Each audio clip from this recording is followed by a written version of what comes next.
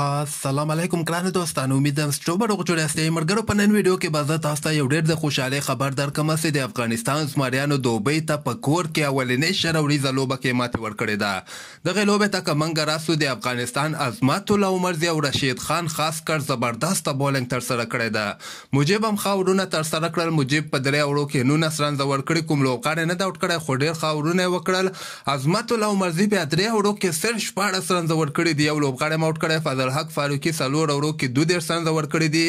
رشید خان بیا 4 اوړو کې 14 رنزه ورکړي، خو 2 لوبغاړي هم اوټ کړي دي. کریم جنت هم ښه اورونه ترسره کړل، 2 اوړو کې 12 رنزه ورکړي. دوبۍ ټول ټیم 143 رنزه ټارګټ افغانستان ته ورکړی و. ماشاءالله د افغانستان بیټسمنانو ډېر ښه بیټنګ ترسره کړه. حالانکه اولینی درې لوبغاړي ډېر زر اوټ شول. حضرت الله زازي صرف 1 رنز کړی ده، رحمان الله ګربز 10 رنزه کړي، ابراهیم 8 رنزه کړي. افسر زازي بیا ښه بیټنګ ترسره کړی، 40 بالو باندې 48 رنزه کړي.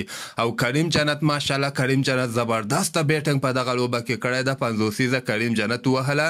نو د افغانستان زمریانو ډېر په اسانۍ سره دوبۍ ته په دغه اولنۍ شل وریځه لوبه کې ماتې ورکړله. نو د ما له طرف نه ټولو افغانانو ته، ټولو د کرکټ مینوالو ته ډېر زیات مبارکي. او دغه لوبې ګټلو نه وروسته د طالبانو مبارکي. جنرال موبین هم د افغانستان زمریانو ته اولنۍ لوبې مبارکي ورکړې ده.